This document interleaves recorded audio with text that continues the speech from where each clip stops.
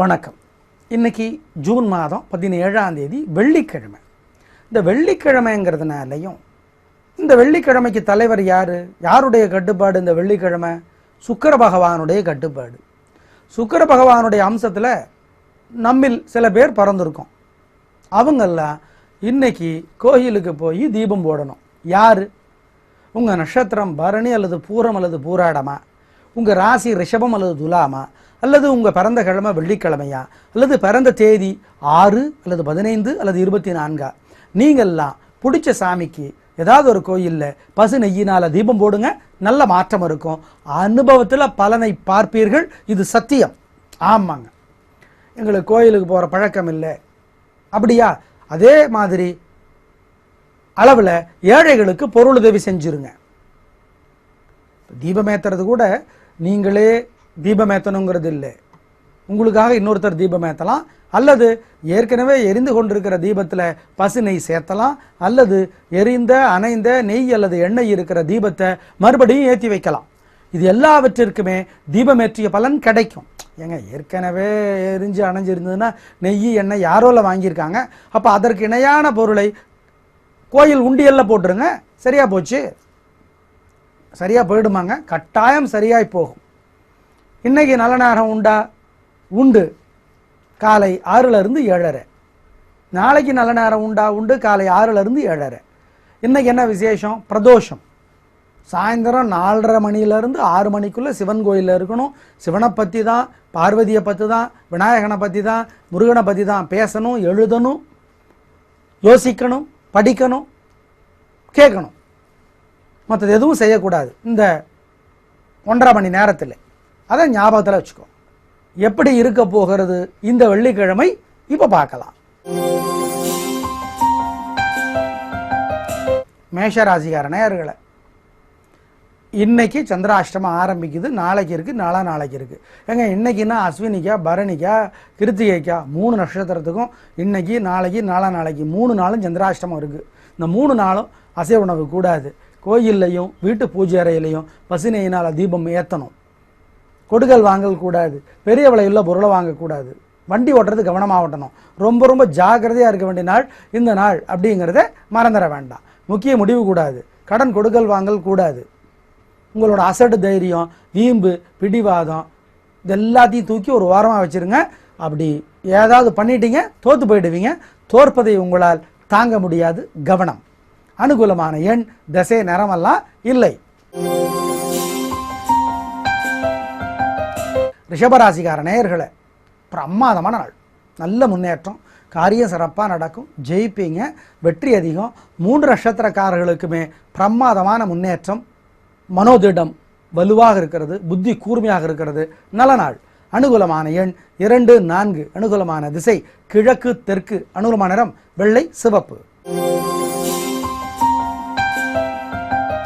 மிதுன ராசிக்கார நேயர்களே, பெருசா வெற்றியும் இல்லை, தோல்வியும் இல்லை. மனசு குழப்பமாக இருக்குது, தடுமாற்றமாக இருக்குது. எப்படி தப்பிக்கிறது? கோயில்லையும் வீட்டு பூஜை ரூம்லையும் பசு நெய்யினால் தீபம் போடுங்க. பிரார்த்தனை பண்ணிக்கோங்க.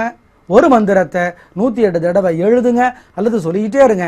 அப்போது அன்னை மகாலட்சுமி நினச்சிக்கோங்க. என்ன மந்திரம்? ஓம் சுக்ரதேவியே போற்றி, சுக்ரதேவியே போற்றி. இந்த மந்திரம் காப்பாற்றும். நிதானமாக இருங்க. அனுகூலமான எண் உங்களுக்கு 7. அனுகூலமான திசை கிழக்கு. அனுகூலமான நிறம் வெள்ளை. கடகராசிக்கார நேயர்களே, பிரமாதமான நாள். நிதானம், அப்படி ஒரு பொறுமை, அப்படி ஒரு ஞாபக சக்தி, இந்த 2 உங்களுடைய மிகப்பெரிய பலம். பொதுவாகவே கடகராசிக்காரர்களுக்கு ஞாபகம் அதிகம், பொறுமை அதிகம். இது 2 நாளும் ஜெயிக்கிறீர்கள். நல்ல நாளாக இருக்கும். பெண்களுக்கு இந்த முன்னேற்றம் கிடைக்கும். 3 நட்சத்திரக்காரர்களுக்குமே கலக்கல், சந்தோஷம். அனுகூலமான எண் உங்களுக்கு 1, 9. அனுகூலமான திசை தெற்கு, மேற்கு. அனுகூலமான நிறம் வெள்ளை, சிவப்பு. சிம்ம ராசிக்கார நேயர்களே, ஓரளவுக்கு பரவாயில்ல. ஆனால் ஒரு முழுமையான வெற்றி இல்லை, முழுமையான நிம்மதி இல்லை. ஒரு பதட்டம், தடுமாற்றம், குழப்பம், சஞ்சலம் எல்லாம் இருக்குது. என்ன பண்ணுறது? அதை போக்குறதுக்கு கோயில்லையும் வீட்டு பூஜை ரூம்லையும் பசு நெய்யினால் தீபம் போடுங்க. ஒரு மந்திரத்தை 108 தடவை எழுதுங்க அல்லது சொல்லிக்கிட்டே இருங்க. அப்போது அன்னை மகாலட்சுமியை நினச்சிக்கோங்க. என்ன மந்திரம்? ஓம் கருடனே போற்றி. இந்த மந்திரம் கவசமாய் இருந்து காப்பாற்றும் நிதானம். அனுகூலமான எண் 4, அனுகூலமான திசை கிழக்கு, அனுகூலமான நிறம் வெள்ளை. கன்னிராசிக்கார நேயர்களே, பிரமாதமான நாள். நல்ல பேச்சு சாமர்த்தியம், நல்ல பொறுமை, நல்ல நிதானம், நல்ல வெற்றி. பெண்களுக்கு இன்னும் நல்லா இருக்கு. ரொம்ப ரொம்ப சந்தோஷமான நாள் இந்த நாள். அனுகூலமான எண் உங்களுக்கு 2, 5, அனுகூலமான திசை கிழக்கு தெற்கு, அனுகூலமான நிறம் வெள்ளை சிவப்பு. துலா ராசிக்கார நேயர்களே, ரொம்ப ரொம்ப நல்ல நாள். பணவரவு நல்லா இருக்கு. எடுத்த காரியம் நல்லா இருக்கும். பிரமாதமான முன்னேற்றம் கிடைக்கும். பெண்களுக்கு இன்னும் சந்தோஷமா இருக்கும். வீண் செலவு இருக்காது. நிம்மதி இருக்கும். பொதுவாகவே துலாம் ராசிக்கு நிம்மதி குறைவாக இருக்கும். ஆனால் இன்னைக்கு நிம்மதி ரொம்ப நல்லா இருக்கு. சந்தோஷம்.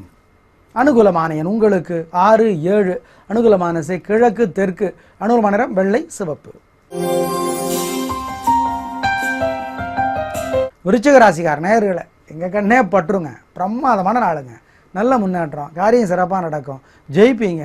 பெண்களுக்கு இன்னும் முன்னேற்றம் கிடைக்கும். சந்தோஷம் அதிகமாகும். அப்புறம் என்னங்க, கலக்கலான வாழ்க்கை நல்லா இருக்கு. அனுகூலமான எண் உங்களுக்கு 1, 4, அனுகூலமான திசை கிழக்கு வடக்கு, அனுகூலமான நிறம் வெள்ளை சிவப்பு. தனுசு ராசிக்கார நேயர்களே, கொஞ்சம் பொறுமையா இருங்க. தேவையற்ற வம்பு வர்றதுக்கு வாய்ப்பு இருக்கு. முன்கோபம், வார்த்தை அப்படியே இறைப்பீங்க. திட்டுறதுன்னா அப்படி திட்டுவீங்க. அதுக்கப்புறம் மறந்து போயிடுவீங்க. ஆனால் திட்டு வாங்கினவங்க ஞாபகம் வச்சுக்கிட்டே இருப்பாங்க. நீங்கள் அவங்க மறந்து போயிடணும்னு எதிர்பார்ப்பீங்க. ஆனால் அவங்க ஞாபகம் வச்சு உங்களை பழி வாங்குவாங்க. இன்றைக்கி அது நடக்கும். எப்படி தப்பிக்கிறது? கோயில்லையும் வீட்டு பூஜை ரூம்லையும் பசுநெய்யினால் தீபம் போடுங்க. ஒரு மந்திரத்தை 108 தடவை எழுதுங்க அல்லது சொல்லிகிட்டே இருங்க. அப்போது அன்னை மகாலட்சுமி நினச்சிக்கோங்க. ஓம் சக்கரத்தாழ்வாரே போற்றி அல்லது ஓம் சுதர்சனமே போற்றி. இந்த மந்திரம் காப்பாற்றும். அனுகூலமான எண் 5, அனுகூலமான திசை கிழக்கு, அனுகூலமான நிறம் வெள்ளை. மகர ராசிக்கார நேயர்களே, பிரமாதமான நாள். நிதானம், அதே சமயத்தில் உறுதியான நிதானம். பயத்தினால வர்ற நிதானம் இல்லை. சில பேர் பயந்துக்கிட்டு பொறுமையாக நிதானமாக இருந்துக்குவாங்க. ஆனால் ஜெயிப்போம் அப்படிங்கிற உறுதியான நிதானத்தோடு இருக்கிறீர்கள், ஜெயிப்பீர்கள். பெண்களுக்கு இன்னும் முன்னேற்றம் கிடைக்கும். நல்ல நாளாக கட்டாயம் இருக்கும். சந்தோஷமாக இருக்கும்.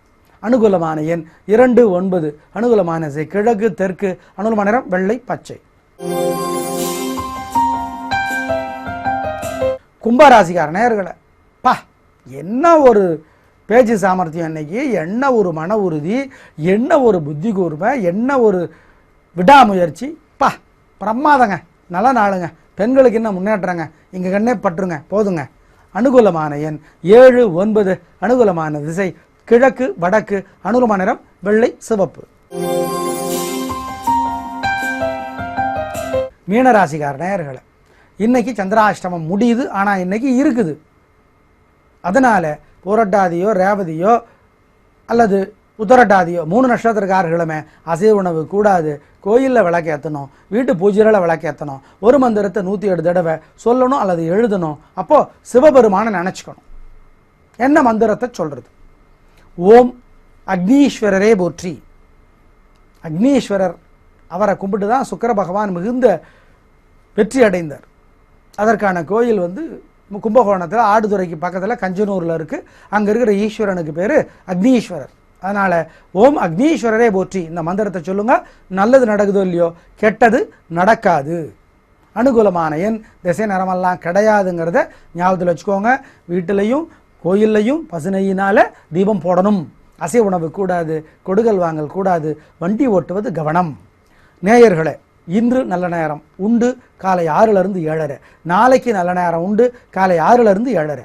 நல்ல நேரம் இருந்து உங்கள் ராசிக்கும் நல்ல நாளாக இருந்துச்சுன்னா நல்ல காரியத்தை செய்யலாம். இல்லைன்னா செய்யக்கூடாது. உதாரணமாக இன்றைக்கி மேஷத்துக்கு சந்திராஷ்டமம், மீனத்துக்கு சந்திராஷ்டமம். நல்ல நேரமும் இருக்குது காலை 6லிருந்து 7:30. அதுக்காக நல்ல காரியம் அவங்களுக்காக செஞ்சால் அது சரியாக வராது.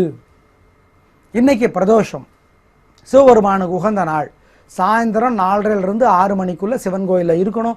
சிவனை பற்றி தான் யோசிக்கணும். சிவன், முருகன், சிவ குடும்பம், சிவன், பார்வதி, முருகன், விநாயகர், இந்த 4 பேரை பற்றி தான் பேசணும், எழுதணும், கேட்கணும், யோசிக்கணும். எனவே பிரதோஷ வழிபாடை இவ்வாறாக செய்யுங்கள். நல்ல மாற்றம் வந்தே தீரும். அனுபவத்திலே பலனை பார்ப்பீர்கள். நாளை பார்க்கலாம். நன்றி, வணக்கம்.